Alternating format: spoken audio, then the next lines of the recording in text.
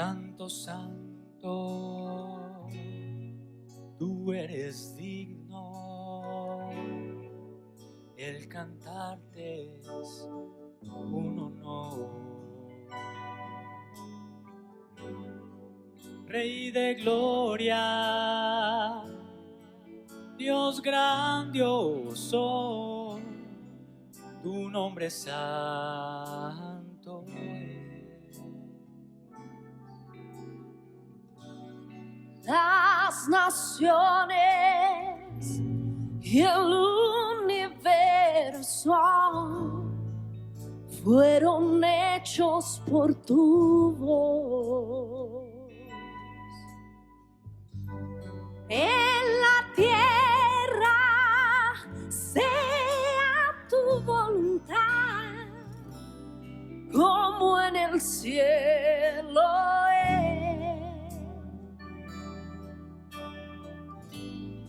Como en el cielo es.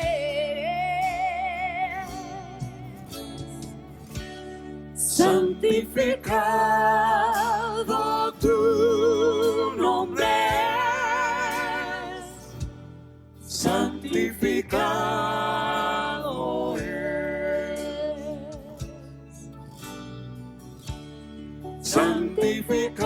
Santificado tu nombre es, Señor en majestad,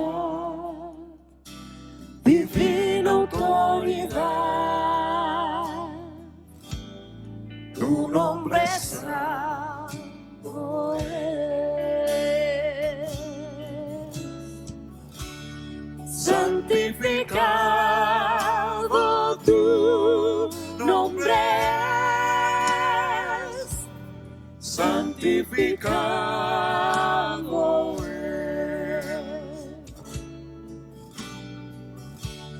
Santificado tu nombre es, Señor en majestad, divina autoridad. Tu nombre es santo es.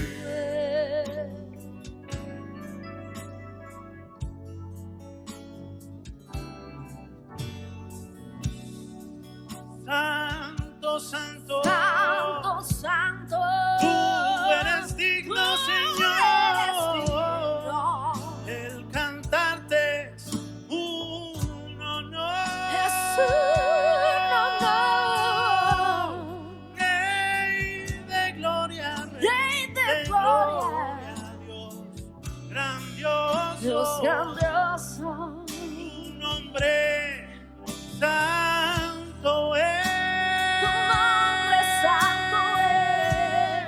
Tu nombre santo es. Santificado tu nombre es. Santificado es. Tu nombre, Señor, sobre todo nombre. Santificado tu nombre es. Señor y majestad, Dios y majestad, divina autoridad. Tu nombre es santo es.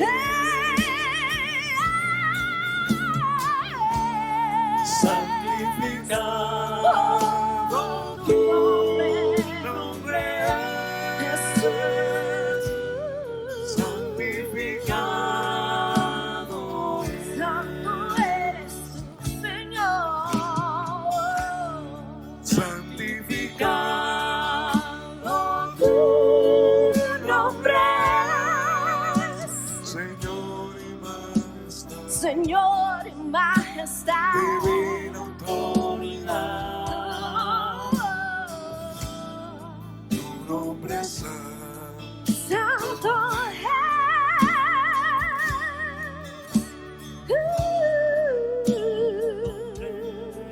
Tu nombre es santo.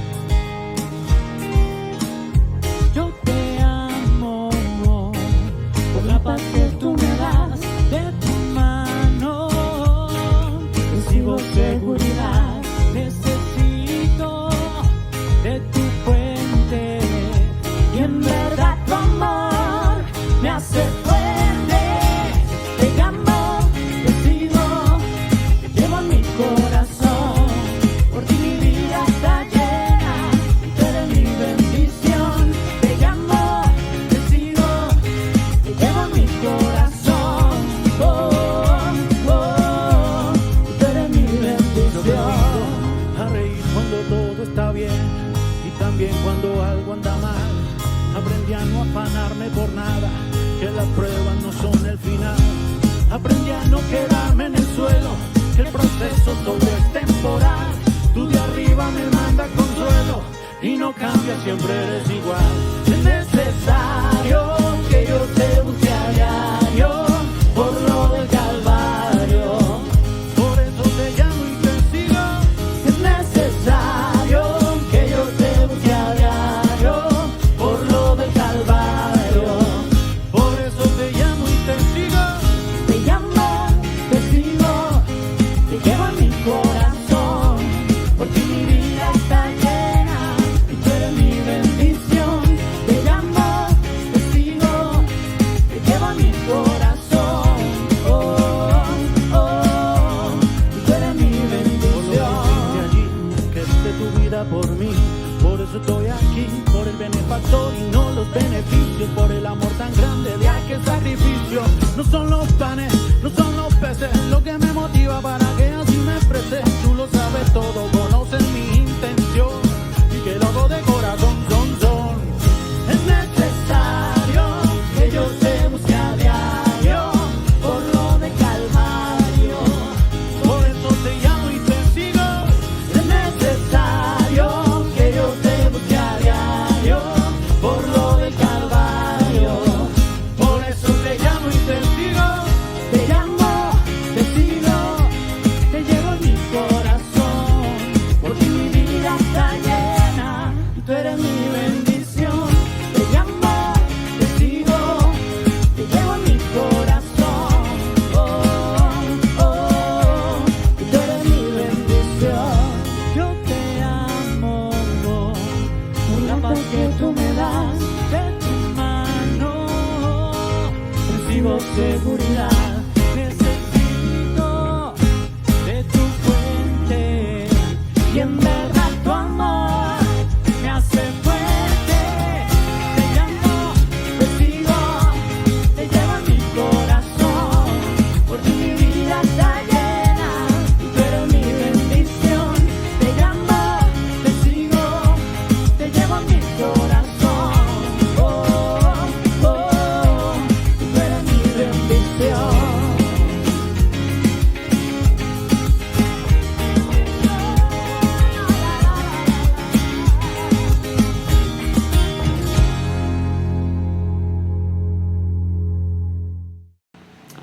Señor, te damos gracias en este momento. Bendecimos tu nombre, Señor, te honramos y seguimos adorando y engrandeciendo ese nombre que es sobre todo nombre, el nombre de Cristo.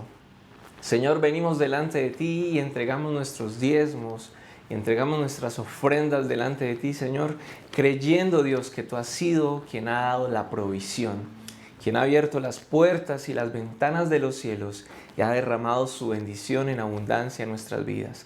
Creemos, Señor, a tu palabra, Señor, nos indica, Señor, que tú eres fiel y queremos corresponder a esa fidelidad tuya, entregando nuestros diezmos y ofrendas en el nombre de Jesús. Amén y amén.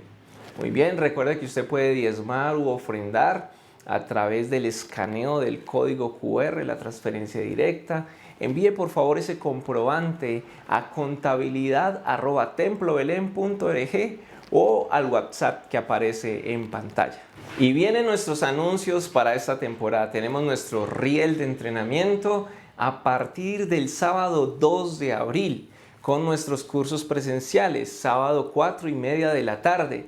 Y viene entonces el curso de Hechos, prevención del alcoholismo y drogadicción, apologética. El domingo 3 de abril a las 9:45 de la mañana nuestros cursos presenciales son arte y cultura, economía de comunidad y conociendo mi iglesia. Y para el miércoles nuestros cursos virtuales, 7:30 de la tarde, miércoles 6 de abril, tenemos emociones y liderazgo y nutrición que cambia vidas. Inscríbete en nuestra página www.templobelén.org. Y este anuncio es gratificante. Como Fundación Eslabón, como Templo Belén, abrimos de nuevo las puertas presenciales de nuestra Escuela de Arte y Música. Y lo hacemos con una diversidad de cursos, una gama bien grande. Cursos como cuentería, escritura creativa, teatro para niños.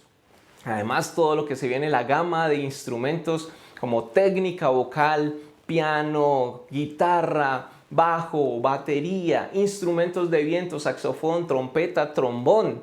Además tenemos un plus y es que vamos a dar ensamble para banda.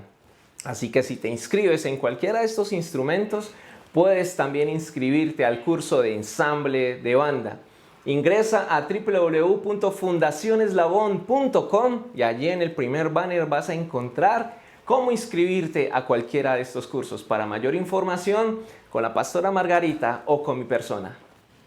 Aún tenemos cupo para nuestro evento de este fin de semana, Conectados. Una aventura padre e hijo. Si eres un padre que tiene hijos varones entre 5 y 18 años, este evento es para ti. Aún estás a tiempo, inscríbete en nuestra página de templobelén.org y allí puedes separar el cupo para que el sábado 26 de marzo a partir de las 9 de la mañana disfrutes de este tiempo con tus hijos. Y se viene un tiempo para nosotros como iglesia y como fundación que es muy especial. Nuestro musical de Semana Santa, abril 14, jueves, abril 15, viernes, 3 funciones por día, 3 y 5 de la tarde y 7 de la noche en ambos días. ¿Cómo debes de adquirir tus boletas? Lo puedes hacer a través del WhatsApp de nuestra fundación 301-431-88. También lo puedes hacer físicamente en Virtual Fe de lunes a viernes y en nuestras celebraciones del fin de semana. O lo puedes hacer ingresando a www.fundacioneslabón.com y allí en el banner vas a encontrar adquisición de esas boletas. Así que tengamos un tiempo de reflexión y un musical donde compartamos de Dios a otras personas. Ahora disfrutemos de la palabra del Señor. Con nosotros nuestro pastor Isaí. Un saludo para todos nuestros hermanos de Templo Belén.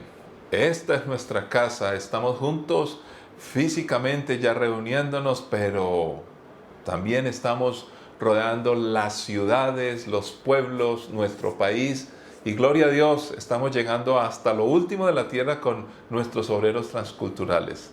Qué bueno es también que usamos la tecnología y la internet para podernos comunicar de una u otra manera.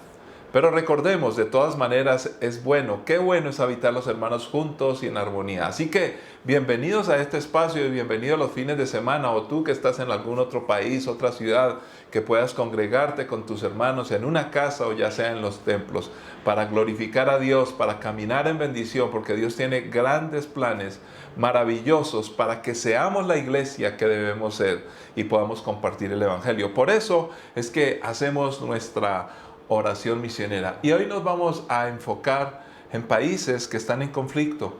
En estos días hemos estado intercediendo, nunca será suficiente, porque no es por la cantidad de oración que hagamos, es por la gracia de Dios que hay respuesta. Sin embargo, creemos que hay que orar mucho, aunque nunca será suficiente por horas y horas que oremos para que haya respuesta. Jesús es el suficiente. Nuestra costumbre de oración simplemente indica nuestra confianza en Dios y lo hermoso que es descansar en su presencia para poder interceder. Es un ministerio precioso.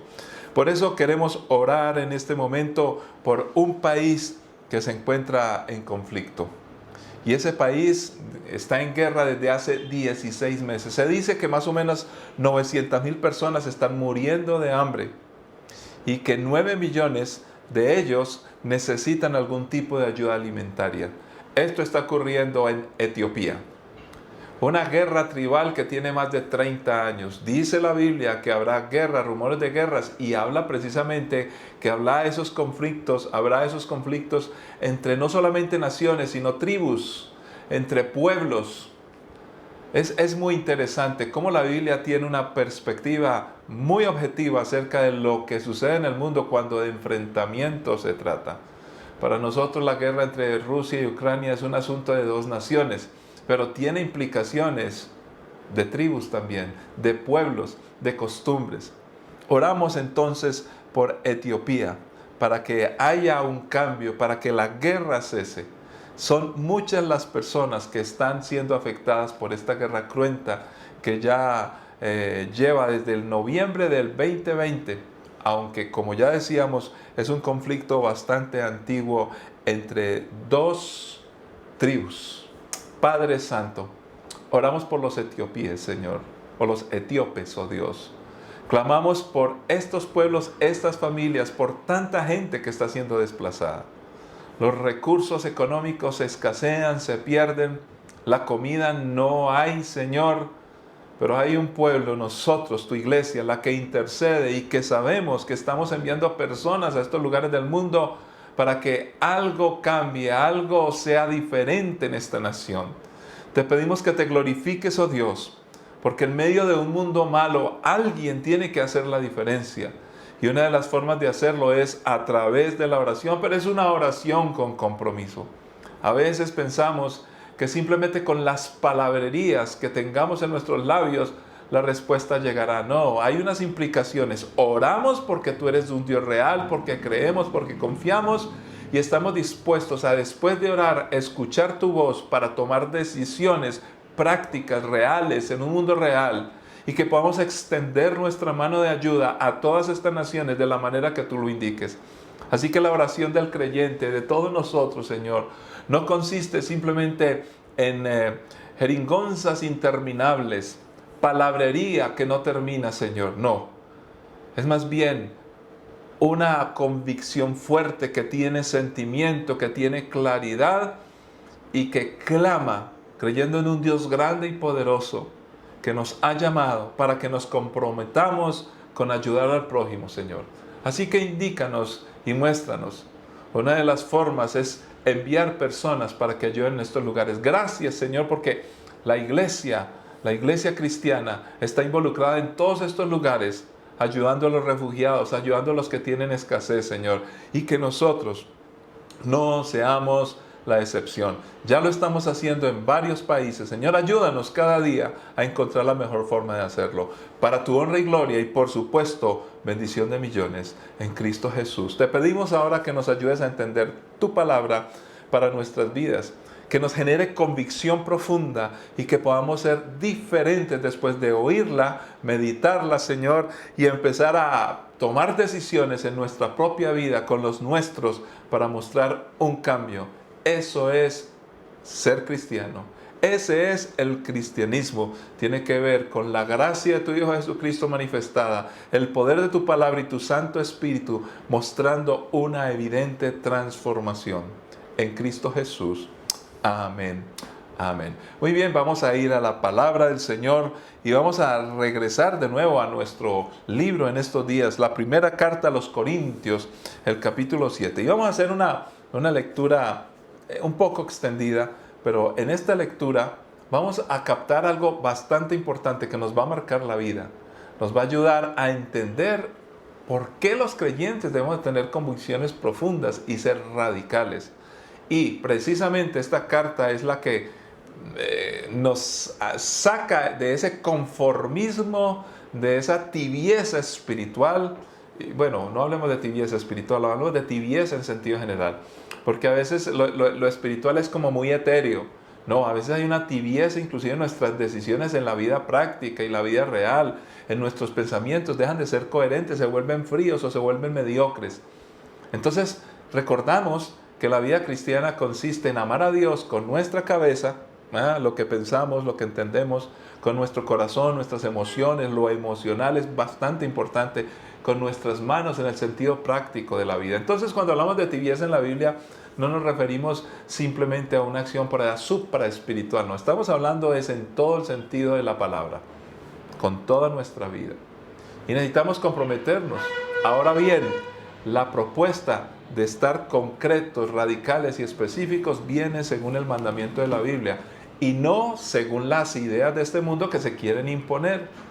Muchas personas nos hacen reclamo, a mí mismo me han hecho reclamos, personas que conozco, que son amigos de una u otra manera, pero que exigen que seamos radicales, pero piensan que la radicalidad consiste en seguir ciertas X o Y ideas.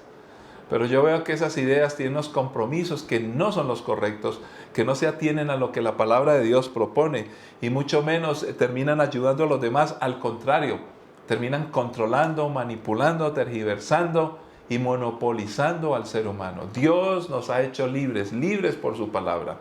Y precisamente este pasaje nos habla de ello. Así que vamos a hacer la lectura bien interesante. Y entendiendo la lectura vamos a captar las ideas precisas que este libro nos trae a todos nosotros. Dice así la Escritura a partir del capítulo 7, versículo 16 en adelante. Perdón, a partir del versículo 17. Dice así la palabra. Cada uno debería seguir viviendo en la situación que el Señor lo haya puesto y permanecer tal como estaba cuando Dios lo llamó por primera vez. Esa es mi regla para todas las iglesias. Por ejemplo, un hombre que se circuncidó antes de llegar a ser creyente no debería tratar de revertir su condición. Y el hombre que no estaba circuncidado cuando llegó a ser creyente no debería circuncidarse ahora. Pues no tiene importancia si un hombre ha sido o no circuncidado. Lo importante es cumplir los mandamientos de Dios. Cada uno debería permanecer tal como está cuando Dios lo llamó. ¿Eres un esclavo? No dejes que eso te preocupe. Sin embargo, si tienes la oportunidad de ser libre, aprovéchala. Y recuerda, si eres un esclavo cuando el Señor te llamó, ahora eres libre en el Señor. Y si eres libre cuando el Señor te llamó, ahora eres un esclavo de Cristo. Dios pagó un alto precio por ustedes, así que no se dejen esclavizar por el mundo. Amados hermanos, cada uno debería permanecer tal como estaba cuando Dios lo llamó por primera vez. Ahora, con respecto a la pregunta acerca de los jóvenes que todavía no se han casado, para ellas no tengo ningún mandato del Señor, pero el Señor en su misericordia me ha dado sabiduría digna de confianza que les transmitiré a ustedes. Debido a la crisis actual, pienso que es mejor que cada uno se quede como está. Si tienes esposa, no procures terminar tu matrimonio. Si no tienes esposa, no busques casarte. Pero si te casas, no es pecado. Y si un joven se casa, tampoco es pecado. Sin embargo, los que se casen en este tiempo tendrán problemas y estoy tratando de evitárselos.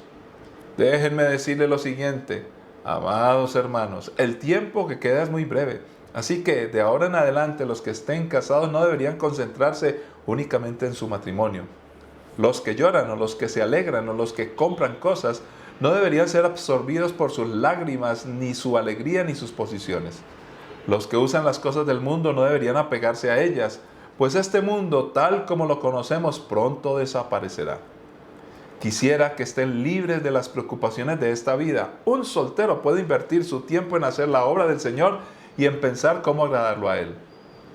Pero el casado tiene que pensar en sus responsabilidades terrenales y en cómo agradar a su esposa. Sus intereses están divididos. De la misma manera, una mujer que ya no está casada o que nunca se ha casado puede dedicarse al Señor y ser santa en cuerpo y en espíritu. Pero una mujer casada tiene que pensar en sus responsabilidades terrenales y en cómo agradar a su esposo. Les digo esto para su propio beneficio, no para imponerles restricciones. Mi deseo es que hagan todo lo que les ayude a servir mejor al Señor, con la menor cantidad de distracciones posibles. No obstante, si un hombre piensa que está tratando a su prometida en forma impropia y que inevitablemente cederá a sus pasiones, que se case con ella como él desea. No es pecado. Pero si ha decidido con toda firmeza no casarse y no hay urgencia y puede controlar sus pasiones, hace bien en no casarse. Así que el que se casa con su prometida hace bien y el que no se casa hace aún mejor. Una esposa está ligada a su esposo mientras el esposo vive. Si su esposo muere, ella queda libre para casarse con quien quiera, pero solamente si ese hombre ama al Señor. Sin embargo, en mi opinión sería mejor para ella no volverse a casar, y pienso que al decirles esto, les doy consejo del Espíritu de Dios. Padre, es tu palabra. Ayúdanos a entenderla, comprenderla. Como siempre, con suma urgencia la necesitamos. Pero eso sí, es muy importante que podamos comprender lo que ella dice, poderlo asimilar, confrontarnos con la palabra y empezar a tomar las mejores decisiones para tu honra y gloria y bendición de muchos en Cristo Jesús. Amén. Amén. Personalmente, siempre, toda la vida, por lo que sea, pero me ha encantado el deporte. Mi familia no era el deporte como lo más importante, pero de una u otra manera, en algún momento de mi vida me enganché. Y desde la época de estudiante en el colegio, en el bachillerato, pues empecé a practicar deporte. Todavía lo sigo haciendo. Y uno de los deportes que me encanta es el tenis. Rafael Nadal, uno de los mejores jugadores de todos los tiempos. Pero cuando tratan de decir por qué ha sido uno de los mejores, se salen los comentaristas y todo el mundo, hasta los que lo hemos visto jugar tantas ocasiones, nos salimos del deporte mismo y empezamos a mirar a lo que hay detrás de lo que hace a un deportista lo que llega a hacer. La mentalidad, decimos muchos de nosotros, la fuerza mental, la capacidad de enfoque, la proyección de lo que tiene aquí en la cabeza. Y empezamos a entender y comprender muchas historias bíblicas que esto que acabo de dar como ejemplo, el caso de Rafael Nadal, pues simplemente confirma que la Biblia tiene razón y que anticipa muchas cosas. Recordemos que en estos días precisamente hablábamos que Dios, cuando nos quiere dar algo, después de que nos dice que lo va a dar y ya no lo entrega, luego nos lo pide. Y entonces uno dice, bueno, Dios, pero si tú me quieres dar algo, ¿por qué me lo quieres quitar ahora? Ahora, la pregunta es, ¿será que Dios me lo quiere quitar? ¿O la sensación mía es de perder, de pérdida, de quitar? O sea, Dios me va a privar a mí. ¿Por qué siempre pensamos en esos términos? En estos días, precisamente, Rafael Nadal, que lo ha hecho muchas veces, uno de los tiempos o las rachas donde más ha ganado iniciando este año, pues perdió un partido. Y lo perdió con Taylor Fritz, un norteamericano de 25 años, como 10 años menor que él. Y bueno, él estaba haciendo lo que siempre hace. En muchos partidos difíciles, la mayoría los gana sobrado, como decimos, sobrado de lote. Pero en este caso, él perdió el primer set. En el segundo estaba como perdiendo, pero se empezó a recuperar. Y todo el mundo dijo, va a suceder lo de siempre. Viniendo de atrás, recompone, se supera a sí mismo con esa fuerza mental y entonces remonta el marcador, así fuera perdiendo, y va a ganar el partido y va a ganar el campeonato. Pero se encontró con un joven muy capaz. Entonces, ¿en qué consiste esto de la fuerza mental que hablamos muchos? Pues básicamente en el tenis, y en el caso de los que nunca le han ganado a alguien tan poderoso como Rafael Nadal, en este caso Taylor Fritz, su sueño era jugar este torneo. Y cuando él ganó el primer set, sentía que en el segundo Rafael Nadal estaba recuperándose y estaba remontando y ya todo indicaba que iba a ganar, pues este muchacho, ¿qué hizo? Normalmente lo que aconsejan es, bueno, si tú piensas demasiado en tu sueño, o sea, ganar, le vas a ganar a Rafael Nadal, vas a quedar campeón del torneo de tu vida. Si te enfocas demasiado en eso, te pones nervioso, no lo puedes controlar, te consume la ansiedad y ahí va a estar Rafael Nadal dispuesto y listo para aprovechar un solo error y sobrepasarte y luego remontar este partido. Entonces, lo que recomiendan muchos es, en esos momentos, si hiciste una mala jugada, si el juez se equivocó, si la gente te está gritando o si estás pensando, voy a quedar campeón y si no hago esta jugada, tal vez no lo logre, llegarás en la ansiedad. Entonces, olvídate de eso, disfruta el momento y haz la jugada que sigue, solamente enfócate en eso. Esa es una manera que es muy lógica y hay hasta psicólogos trabajando en todos los deportes para lograr fuerza mental. Realmente lo que Pablo está enfocando en toda esta lectura que hicimos es precisamente eso. Y estamos hablando de un libro que fue escrito mucho antes que los deportes y todas las charlas que hay acerca de fuerza mental y fuerza de voluntad y capacidad de resiliencia y todos esos términos que son muy interesantes, y tienen su razón de ser, por supuesto que sí, pero que precisamente la Biblia nos anticipa. Y entonces en este pasaje surgen unas preguntas. ¿Será que Dios nos está pidiendo como creyentes que nos quedemos así? Que nos quedemos quietos, como decimos, quédate quieto, no hagas nada. Conformismo, estancamiento, control. Algunos dicen que la religión es alienante, que bloquea nuestro pensamiento y no nos permite superar hacia el futuro. Eso no es verdad. Bueno, la religión tal vez, el cristianismo jamás. El cristianismo te saca de la postración, te levanta y te permite avanzar hacia lo mejor y con la bendición y con la ganancia, la garantía, que no es ese tipo de asunto que te hace sentir bien y ser ganancioso y estar por encima de los demás en detrimento de otros. No, al contrario. En Dios lo honramos a Él y podemos estar en la mejor posición, no para nosotros mismos, sino para bendecir a los demás. El cristianismo nunca olvida que nosotros somos seres humanos sociales que estamos para ayudar, bendecir a otros y hacer de la raza humana lo que debería ser antes de que el hombre pecara. Entonces vayamos aquí a mirar rápidamente porque el tiempo no es mucho, pero para que podamos captar la idea central, que aunque hay muchos ejemplos y la lectura fue larga, encontramos con sencillez. La palabra del Señor es fácil. Ahora necesitamos la ayuda de Dios, del Espíritu Santo y seguir al pie de la letra la palabra para que podamos sobreponernos ante las cosas que se van poniendo complicadas, más complicadas por nuestra manera de tomarlas, de nuestra manera de pensar, nuestra terquedad. Pero lo que Dios pide está expedito para que pueda ser hecho. ¿Por qué? Porque Él está dispuesto a ayudarnos. Entonces, encontramos unas ilustraciones que son muy importantes. Y fíjese que está hablando de un caso que era muy conocido especialmente para los judíos. Hombre, si tú llegaste al Señor y aceptaste el llamado, y es muy importante entender de qué carácter estamos hablando en cuanto al llamado. Aquí no se refiere a un llamado particular para un oficio, para una unción, como decimos, o para un trabajo que Dios quiera que hagamos, que si vas a ser pastor, o que si vas a ser misionero, o que si vas a ser cantante. A todo eso le llamamos nosotros de esa manera. Es un llamado al ministerio. Aquí está hablando de un llamado mucho más importante. Por supuesto que lo que hagamos para el Señor se destaca y creo que todos debemos esforzarnos por hacerlo de la mejor manera. Pero los que queramos servirle al Señor, primero somos llamados a ser hijos de Dios. Ese es el llamado más importante. Entonces, lo que aquí está diciendo Pablo no tiene nada que ver con lo que ahorita vamos a explicar. Por ejemplo, hay religiones o una religión respetada, la Iglesia Católica, todavía cree que los clérigos, los sacerdotes, no se deben casar y a esto se le llama el celibato y que es bastante importante.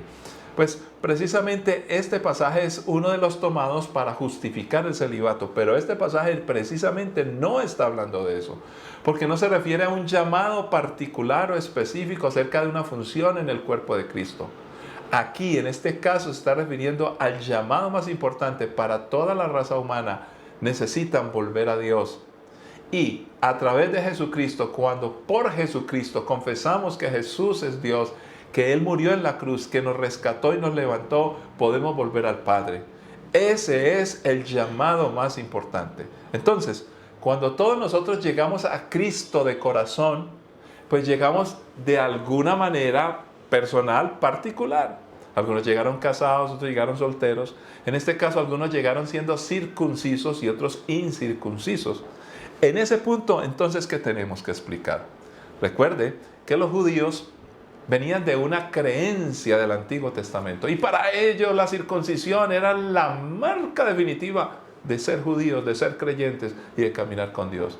Y ahora, en este contexto aparece Pablo y dice, mire, si eres circunciso o no, eso no importa. Oh, ¿qué has dicho, Pablo? Por Dios, ¿cómo así que la circuncisión o no? ¿Cómo así que tú ignoras ese tema? Lo tienes en poco. ¿Qué pasa? ¿A qué estaba llamando Pablo? Y en este caso particular, indudablemente quería tocar la mentalidad, romper el paradigma, quebrar el pensamiento de los judíos que tenían tantas dificultades de caminar en la libertad que Dios les estaba prometiendo a través de Jesucristo. De la misma manera, hay muchos conceptos y muchas ideas que a nosotros nos privan de caminar en libertad en el Señor. Ahora, ojo, no estoy hablando de libertinaje. Son aquellas cosas que te esclavizan a ti o a mí, que nos impiden en tener una mejor dimensión y comprensión de lo que es la vida cristiana. Muchos de nosotros somos tan cerrados como aquellos judíos a los cuales Pablo les tenía que hablar. Entonces el tema de la circuncisión y no circuncisión era muy claro para los judíos, pero él, como no solamente le hablaba a los judíos, sino que también a los gentiles, pues evidentemente la otra ilustración, cuando se habla de la esclavitud, pues tiene mucho más que ver con los gentiles. Entre los judíos, realmente del Antiguo Testamento se nota que a Dios no le gustaba la esclavitud, para nada. De hecho, aunque en el Antiguo Testamento había esclavitud en todas las culturas, entre el pueblo de Dios y el pueblo de Israel había una reglamentación tan estricta que realmente era la forma en que los que eran esclavos se trataban como no esclavos. Increíble, poderoso. Bueno, no es el estudio hoy, otro día podríamos estudiar el tema con detenimiento. Pero básicamente en el pueblo gentil era muy común el esclavismo. Pero hay que entender también en el concepto cómo eran los esclavos de esa época. No podemos ni debemos confundir lo que sucede acá, porque algunos dirán, pero ¿cómo así que el que llegó al Señor siendo esclavo que se quede como esclavo? No, recuerde que el pasaje dice, si te puedes liberar, procura liberarte, hazlo. Ahora, los esclavos en esa época solamente podrían ser libres cuando eran libertos. Y eso tenía más que ver con la voluntad del amo que del mismo esclavo. Entonces no era tan fácil. Ahora, sí había una oportunidad de ser libres. Cuando el amo lo apreciaba tanto, mira, te quiero dejar libre. Sin embargo, hay que entender que en esa época la esclavitud no se debe confundir con la esclavitud de en los años 1600, pam, pam, pam. No. Me refiero a los años 1600 y hacia acá. Bueno, el esclavismo ha existido desde los egipcios. A toda la vida ha existido el esclavismo. Y creo que hoy sigue existiendo aún en los países occidentales, donde no es ese esclavismo de agarrar a una persona y confinarla a unos espacios y ponerle cadenas. Hay un esclavismo mental, hay un esclavismo de manipulación, sociedad de consumo. Ahora, no nos referimos a eso, pero en parte nos vamos a dar cuenta que de eso sí está hablando Pablo. El caso allí era que en medio de los gentiles era muchas veces mejor ser esclavo que ser libre. Ahora, si tú eras libre con plata, bien, pero si eras libre pobre, estabas en problemas, porque los que tenían esclavos, por ley, tenían que responder por ellos. Y eso ocurría inclusive en otras culturas. En el pueblo de Israel ocurría de esa manera. En otras palabras, muchas veces al que le ofrecían la libertad le decían, no amo, yo no quiero ser libre, porque tenía que salir a lucharle en la calle. Y nadie estaba obligado por ley a mantenerlo. Cuando era esclavo, el esclavo tenía que ser mantenido, protegido, cuidado, y tenía su casa, su alimentación y muchas prebendas. No estamos aprobando ningún tipo de esclavitud, estamos hablando de lo que dice la historia. Ahora bien, entonces, ¿por qué Pablo dice esto? Y llamo la atención a otro asunto bastante importante para entender. Porque le dice, si tú eres esclavo, recuerda que Cristo te hace libre. Ahora, si tú eres libre, recuerda que tú debes de vivir tan santamente y tan radicalmente que eres esclavo de Cristo. Ahora, ¿será que ser esclavo de Cristo es como ser esclavo de los otros? No, Pablo lo que está haciendo aquí es precisamente dando un equilibrio y enfocando, porque precisamente nosotros somos llamados y no debemos tener distracciones, como lo propone uno de los pasajes centrales de este pasaje. Lo que Pablo está diciendo es, mira, tú eres creyente, somos creyentes, no podemos estar distraídos bajo cosas que son reales. Y lo que me encanta de la palabra de Dios es que la Biblia no evade ningún tema. Está hablando de condiciones bajo las cuales vivían los seres humanos y siguen viviendo hoy. Entonces, los gentiles comprendían muy bien este mundo de lo que era la esclavitud o no. ¿Qué les está diciendo Dios? Si les conceden la libertad, aprovéchela, hermano. Ahora, si tú eres esclavo, recuerda que Cristo te liberó. Si eres libre, pues tú eres esclavo de Cristo. Y además tiene razón teológica profunda. Recuerde que todos nosotros, esclavos o no, circuncisos o no, si hemos sido llamados, somos llamados en Cristo. Entonces, empezamos a comprender que Pablo no está diciendo ni justificando la circuncisión o no, ni la esclavitud, ni mucho menos. Al contrario, lo que le está diciendo es, mira, si tú eres un circunciso, crees que por ser circuncidado estás muy bien, estás equivocado. Pero tú eres uno que eres incircunciso y estás preocupado. Uy, soy incircunciso, entonces nunca tendré oportunidad de estar bien con Dios. Entonces Pablo le está diciendo, no es ni por lo uno ni por lo otro. Los dos son llamados por Dios. Y vamos al ejemplo del esclavo. Porque el esclavo dice, el día que sea libre, entonces seré libre. No es así. Ahora, por supuesto que la esclavitud no debería existir. Pero el día que te liberes, porque tenemos muchos sueños y vivimos prisioneros de ellos. El día que sea rico, porque soy pobre. El día que sea bonito, después de muchas cirugías plásticas, porque soy feo. Entonces creemos que muchas condiciones que cambien a nuestro alrededor, y recuerden que estos son cambios exteriores, no el cambio en mi vida o mío, me van a hacer felices, productivos y mejores en la vida. Entonces Pablo le dice, mira, si tú eres esclavo, no pienses que por que te den la libertad vas a vivir bien. Y al que es libre, le dice, hermano, no ande por ahí en la vida diciendo, hoy soy libre y soy feliz, porque si no estás sujeto a Cristo, realmente no tendrás la condición ideal. Recordando que la sujeción a Cristo es protección para nuestras vidas y bendición efectiva. Pero allí no termina las ilustraciones. Ahora, fíjese que ni ser esclavo o no, ni ser circuncidado o no, debe invalidar o debe ser un obstáculo para que podamos caminar en Cristo y servir en Cristo. Hay muchas implicaciones. Los circuncidados tenían una mentalidad judía y eso a veces era un estorbo. Pero los que se liberaban, entonces pensaban que ahora que soy libre es la libertad esta per se, en sí misma, la que a mí me va a hacer feliz. Pero si tú no te has liberado mentalmente, realmente ni libre eres. Entonces, ¿qué es ser esclavo y qué es ser libre, por ejemplo? ¿Qué es ser religioso circuncidado o qué es ser libre de religiones? Esa es una confrontación filosófica, intelectual y aún religiosa. Porque a nosotros los que somos de creer y tener una religión, somos cristianos, nos dicen que nosotros estamos esclavizados mentalmente y estamos alienados. Y muchos dicen, yo no creo en nada y soy libre. Pero cuando vamos a mirar las conductas y la forma de ver, ¿cómo manejan la vida? ¿Cómo manejamos la vida? ¿Cuánta gente intelectual que se jacta de no creer en nada? Yo las veo postrados el fin de semana ante una copita de líquido transparente, o consumen droga, o terminan en el suicidio. ¿Por qué si son tan letrados? ¿Por qué si son tan artistas? ¿Por qué si son tan famosos? ¿Por qué si son tan poderosos? ¿Por qué terminan en el suicidio y no son capaces con la simple y sencilla vida? Inclusive, ojo, porque ni siquiera es la religión la que nos hace libres. El que nos hace libres es una persona, no un cúmulo de creencias. Es Jesucristo, porque Él es la verdad. Entonces Pablo está enfocando, no son ninguna de esas cosas que precisamente son las que nos hacen creer que estamos bien. Nos hacen creer muy religiosos o muy libres, o nos hacen sumir en la religiosidad o en la esclavitud, y yo no puedo, yo no soy capaz. No, ese tipo de cosas ni te paralizan ni te hacen avanzar. Necesitas, al contrario de todo eso, es a Jesucristo. Y luego aparece un caso muy interesante, el caso de las vírgenes. Habla de las vírgenes. ¿Qué eran las vírgenes? Y aquí tenemos que recordar lo que es el celibato, diferenciándolo de lo que es el ascetismo.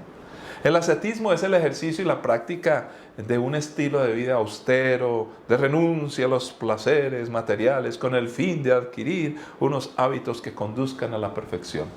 El celibato es el estado de aquel que principalmente por motivos religiosos no se casa.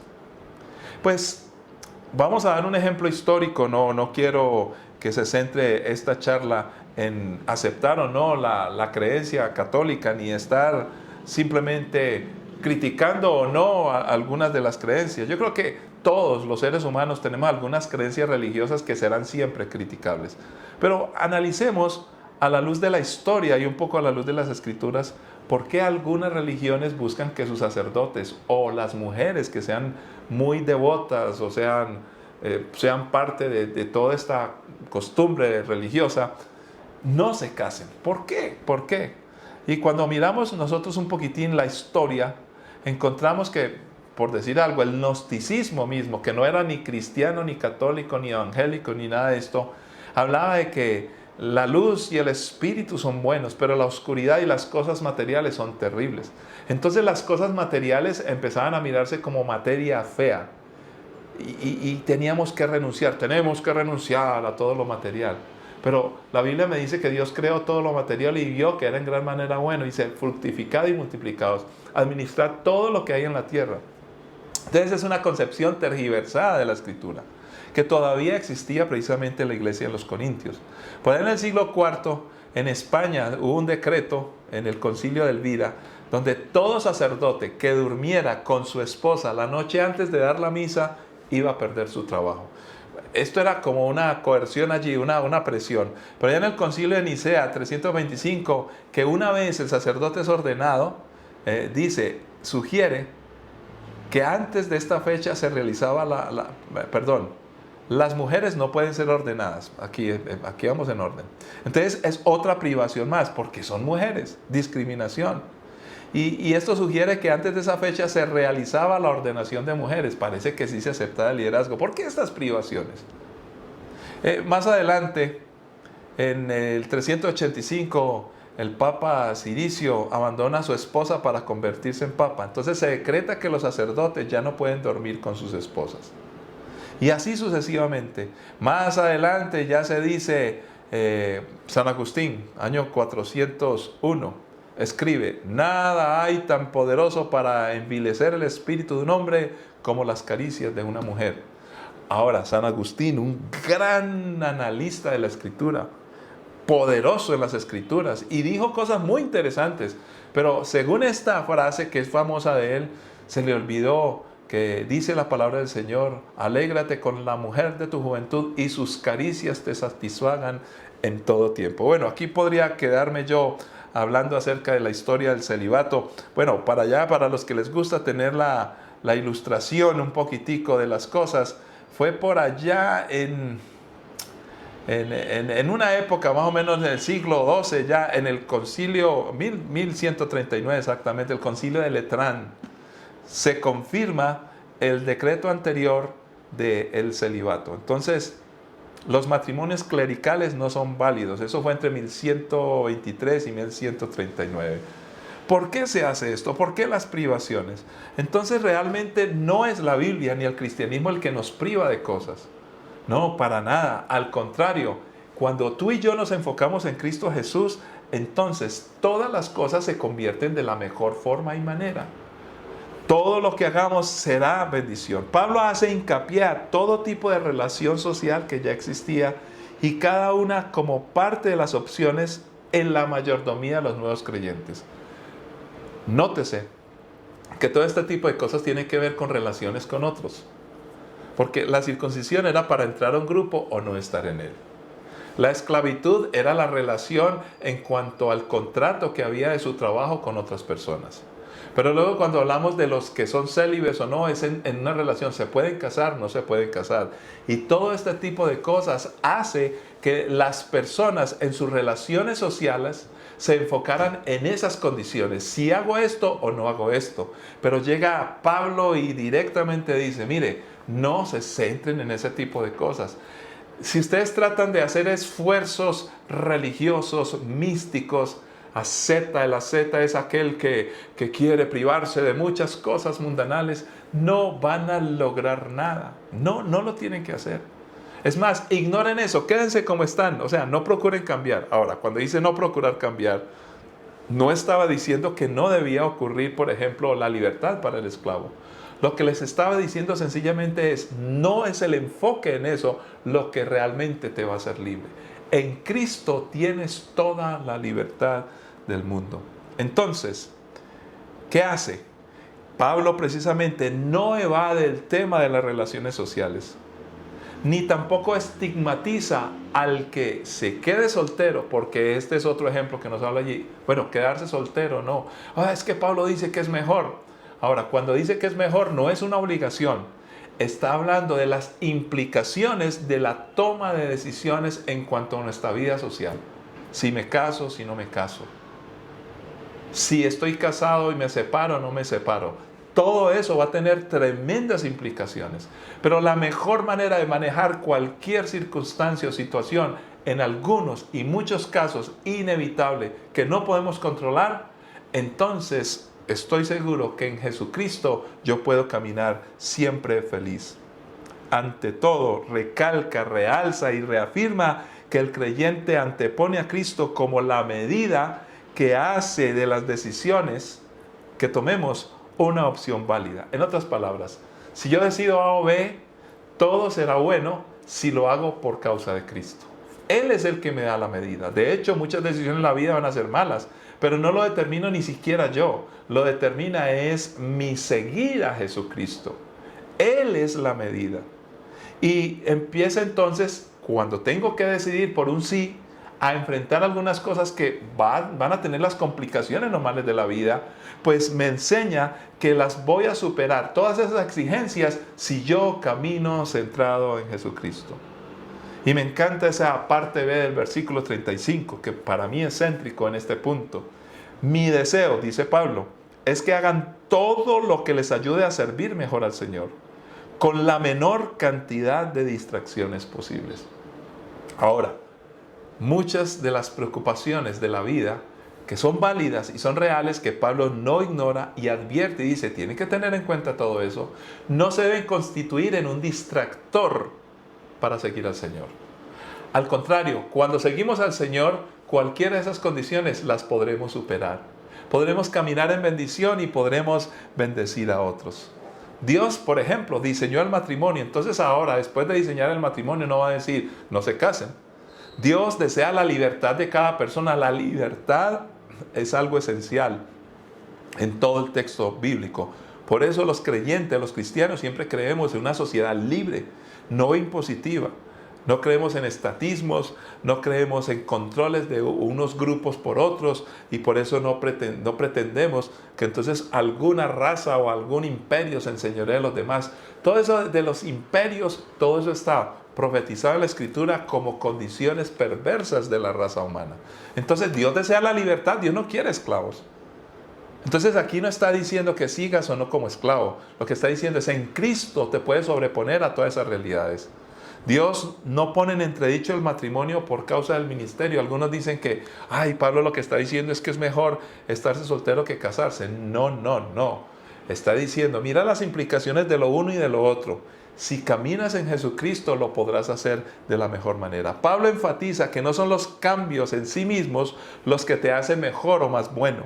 Es más bien la gracia de Dios como enfoque en nuestras vidas la que determina en medio de situaciones y circunstancias el recibir, el ser capaces de recibir y el ser capaces de dar bendición como ministerio y disfrute de nuestras vidas, de nuestras familias. Y todo ha sido dado por Jesucristo. Padre que estás en los cielos, yo te pido por cada uno de mis hermanos y hermanas, te pido por Templo Belén. Queremos caminar en bendición, Señor. Y algunos que piensan que la felicidad está en que si ciertas circunstancias de la vida cambian, que puedan aprender y emprender una vida donde te sigan a ti, oh Dios, a través de Jesucristo por la palabra.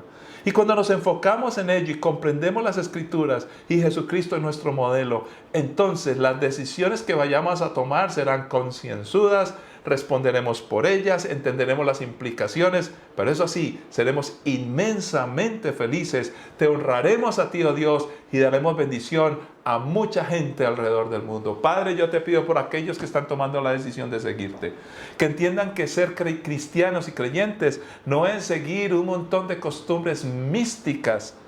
No, Señor, consiste en mantener una relación profunda con Cristo Jesús, donde hay compromiso, donde habrá implicaciones, donde habrá radicalidad, Señor.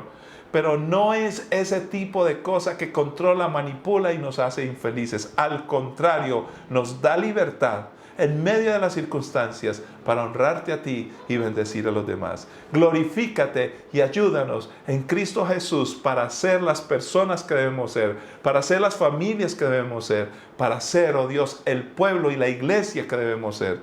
En Cristo Jesús te lo pedimos, Señor. Somos llamados a ser tus hijos sin ningún tipo de distracción. Al contrario, todo lo que hay a nuestro alrededor lo administramos conscientemente con tu gracia y dirección en Cristo Jesús. Amén. Que la paz y la gracia de nuestro Señor Jesucristo les acompañe. Bendiciones para todos y nos encontraremos de nuevo en este espacio. Los fines de semana, recuerde, puedes asistir presencialmente a Templo Belén. Bendiciones para todos.